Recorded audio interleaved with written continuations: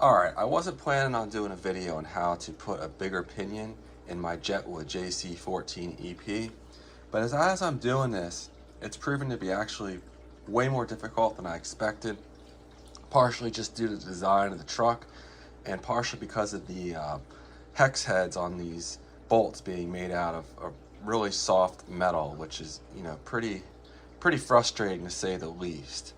So I'm just going to walk through a couple of hurdles you may run into when trying to put a bigger pinion in this truck. And then I'm also going to show you how to modify the motor mount to take a much bigger pinion gear. I'm going to try to put a 26 tooth pinion gear in here. And the stock one, honestly, I don't know how big it is. I think it's like 16 teeth or something like that. So at any rate, what you're going to want to do is just start removing everything on the back end of the truck. So you're going to want to remove the rear bumper. To do that, there's a few screws. You have to remove these two here on the bottom of the chassis, and I think there was one more.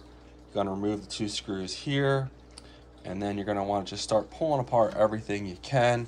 You have to remove the pins that hold the suspension in place. So there's these two metal pins that'll slide out of the bottom, and then you have the two screw pins that come out as well. The manual might help you a little bit, but it's really pretty straightforward on how to remove all this. You know, the pins, of course, just slide into these suspension arms here. You're going to want to remove the screws from the top of the shock absorber. So that's what I have here. And then I find it handy to put the screws back into the parts that you took them out of wherever possible, just to help keep track of things. Here's the body post. Again, just put the screws back in there as you go. And then this piece here, this had a lot of different screws you have to remove, but just remove all of them. And then you should have access to this chassis brace here. As you can see, there's a larger bolt that goes through the chassis brace, and that screws into the end. Goes through this plastic piece into the chassis brace. Now the problem, and I didn't realize this, and this is the main reason why I'm making this video, is that you really need to heat this up somehow before you try to remove it, or you'll strip it. You might even strip it if you do heat it up ahead of time. But what I did is I took my soldering iron and I held it against the head of this bolt for like 3 or 4 minutes, got it as hot as possible. I had my soldering iron the hottest setting, which really heated up this screw and then the threads, and then it also heated up the chassis brace here. And I think they used super glue or something, and I could not get it out. I stripped both ends. Really frustrating, because you have to remove at least this end, maybe the other end too, I'm not sure yet, to get to the gearbox. As you can see, this gearbox piece, the cover here, completely goes from one side of the chassis to the other. So this is definitely in the way, and there's no way to get this out without removing this, or at least having it with the one end. I can kind of tip it up. It might not be enough. So what I had to do to get this stripped hex head screw out is take my Dremel tool. I cut a large slot in it. I know it looks messy. I didn't quite get it centered, and then I could put a screwdriver in it, and it didn't break, luckily, and I was able to get it out. But that's the biggest con to me for this truck, is how difficult it is to work with. I was excited to see it had hex head screws everywhere, but they're terrible. They strip so easily, and I don't know if I'm able to get this thing back together without more stuff stripping. So before you jump into working on this, just be aware, be real careful, try not to strip things. And the toughest thing I've run into so far is just getting this screw out of the chassis brace here. So I'm going to go ahead now and continue to move on. I may have failed to mention you need to, of course, remove the wheelie bar if you'd had installed one of those, and the wing. You want to do that early on. Probably the first step's the wing and the wheelie bar.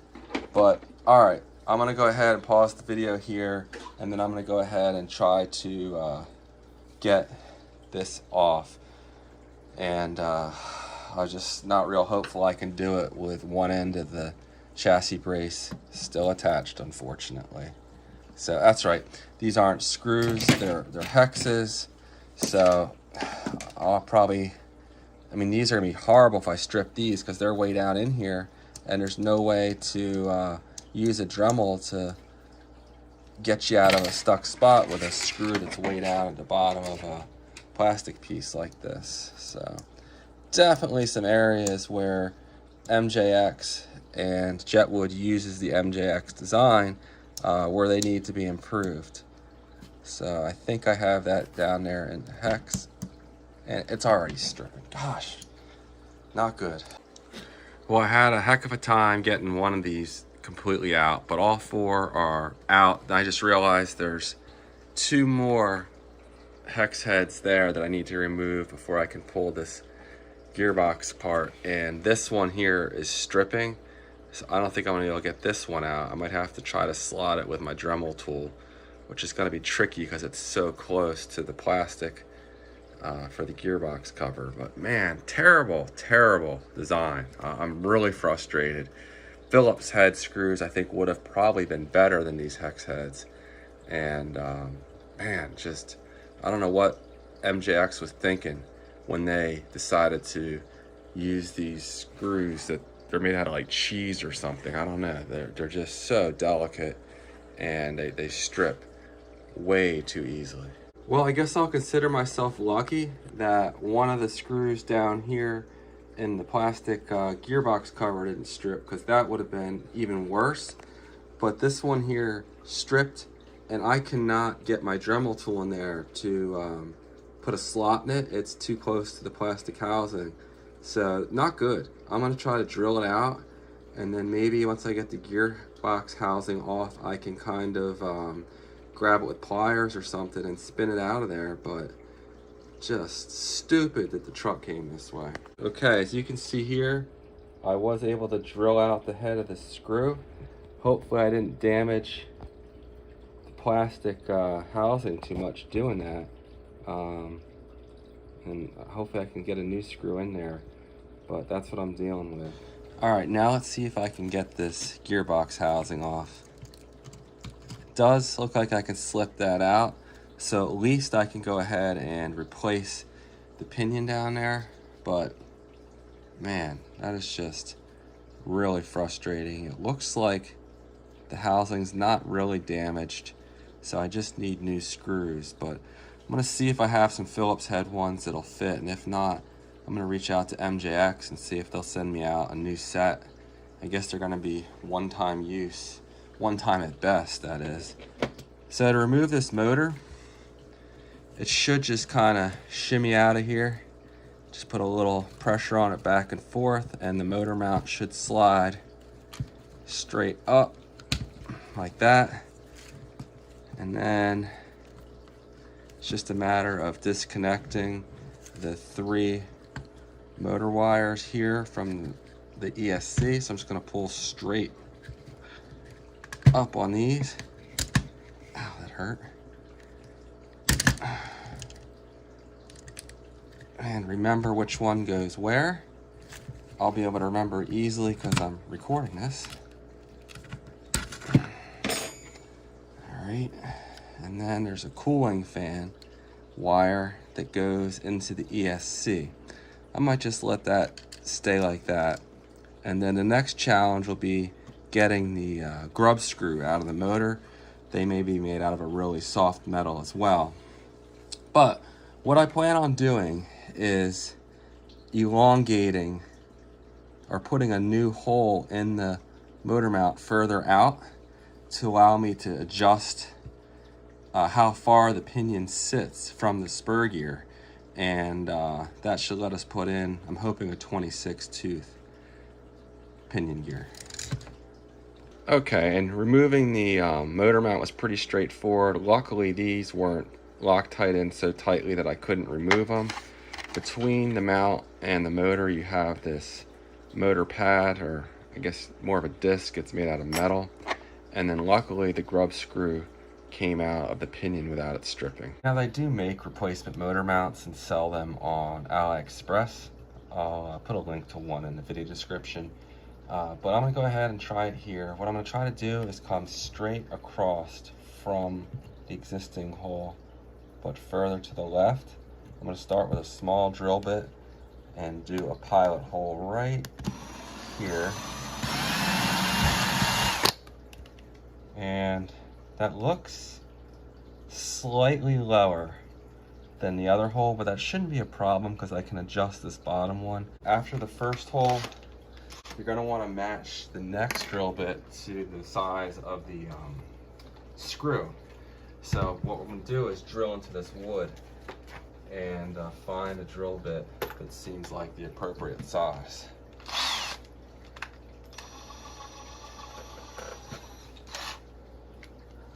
So I'm just going to make a little hole here with this drill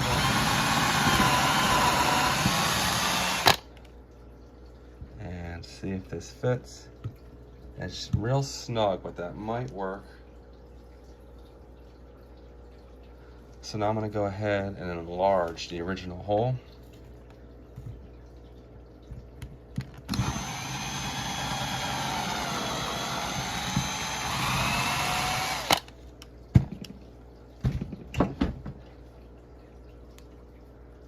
Now you could Dremel a slot and that might work just as well. It's a little tight, but I really don't want to make it bigger than I have to. So I'm going to try just running the drill in here.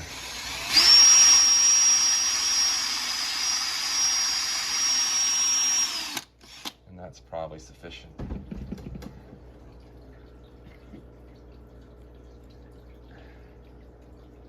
Yep. That looks like it'll just fit in there. Okay, so I was able to just get a 26 tooth pinion to fit. There's just a little bit of clearance between the mount and the motor shaft there. My slot here in the bottom, what was critical to get the bigger pinion gear in here, I have it curved up a little bit, but you just have to mess with it if you're gonna do this to get everything right. The metal one on AliExpress is probably the way to go, however. But we'll go ahead and get the pinion down on here and we'll be good to go. All right, everything's mounted now. And if you look,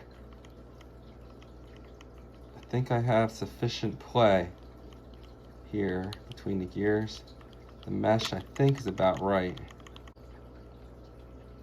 I think that's very similar to what it was. This gear actually has a lot of play in it, which is not ideal. But the actual mesh, when I push in on the spur gear and move it, it's not that much. All right, now I just need to reach out to Jetwood, see if they'll send me some screws, because I don't have anything that'll fit. And I can't get this thing back together and make more content until I have the screws, unfortunately.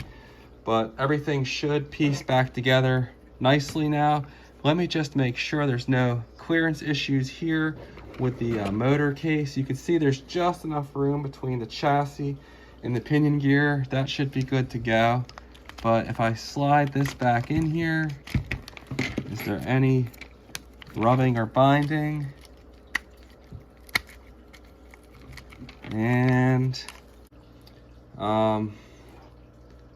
that's the one I drilled out.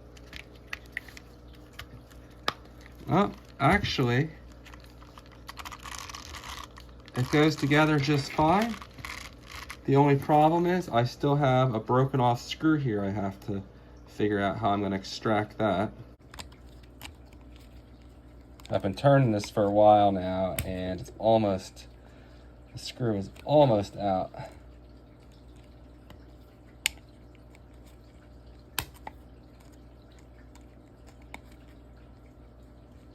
There we go. Disaster averted. But the case does fit with no rubbing. So once I get some new screws, I should be able to get this back together and have it on the road. Stay tuned, guys.